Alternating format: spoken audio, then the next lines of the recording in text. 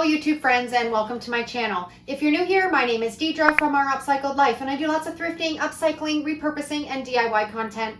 And today's video is all about how to price those DIY projects that you've made if you're going to a craft fair or you're selling in a booth or Facebook Marketplace, or if you want to sell wholesale to a store. I'm going to show you the formula that I use and that works the best for me. First thing that you want to do is you want to look at your project and make an itemized list of everything that you used on that project, right from the very little thing to the main thing that it took to create this DIY. And once you get that itemized list done, you can start to price out how much each item cost for that specific project.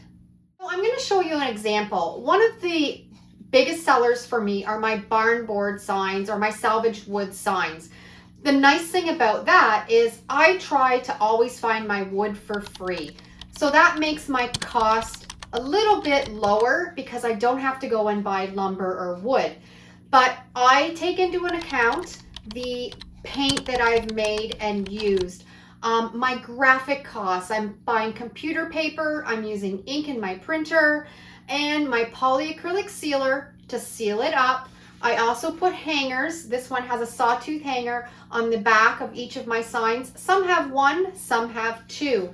So you want to do an itemized cost list of everything that it took to create something like this sign, and that will give you an idea or a starting point of pricing your DIY projects.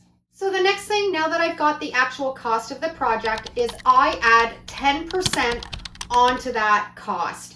That's going to cover miscellaneous, like gas to go to the thrift store or the hardware store, packing materials, heat and hydro and gas, cleaning supplies. That 10% is going to cover that cost on your project also. So we're going to take the itemized list of how much each project costs, and then we're going to add 10% more on top of that. We're now going to figure out our wholesale price. So a wholesale price is somebody like a store that wants to sell your product in their store. You have to have enough room for them to put a markup on it for them to make money to sell it. So in order to get a wholesale price, we're going to take the cost of your product plus the 10% and then double that. So we have $4.81 in total. We're going to double that and it's going to be $9.62. That will be our wholesale price. And then from there we need to find out our retail price. That's what you're going to sell it for on Etsy or on Facebook Marketplace, at your booth, or at a crafts fair. So we've got the price of $9.62 wholesale. When we double it again, we're going to have the price of $19.24 for this sign. So I would round that off to $20. So what I like to do next is I like to go to Etsy and look up similar products to what I just priced. Find 4 or 5 other sellers, see what they have that product selling for, and see if your price is comparable to that. And that should tell you that you're in the right ballpark.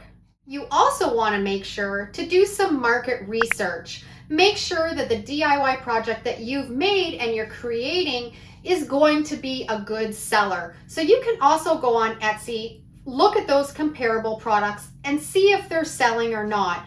And if they're not, you might want to tweak your DIY project a little bit, go back to the drawing board and make something else that's going to be a better seller. Now, one thing that you should always keep in mind, if you're selling on a platform like Etsy and you're offering free shipping, make sure you incorporate that shipping cost into your first initial cost when you're breaking down everything that you've done to make that project. If not, you're going to go to all that work of making, listing, selling, shipping, and then not making any money when you're finished. So always remember to incorporate that shipping cost if you're offering free shipping in your listing. know there's other formulas of how you can price your items. This is just the way that I like to do it myself, and it works the best for my business. So if you have DIY projects that you want to sell on Facebook Marketplace or Etsy or at a craft fair, or you have a booth, or you're going to sell locally, I hope this formula can help you out and price your products better so you can put some cash in your pocket and have fun creating while you're doing that. I've made a booklet with all these formulas right in it. Of course, I tried to print it on my inkjet printer. My inkjet printer is almost out of ink. That's just how I roll. But it's a beautiful booklet full of everything that you need to know to price your DIY projects. It will be available in my Etsy store. I'll put the link down below in the description. And if you don't have a colored inkjet printer, you can also print it off on your LaserJet printer. That's what I did here. And you can save it to your computer, or you can print it out and you have a reference when you're ready to go to sell your items to refer back to. Thanks for watching. Have a great day, and we'll see you in the next video. If you like this type of content, I'd love for you to like, subscribe, and follow along. And if you love this video, I'm sure you'll love either of these next two.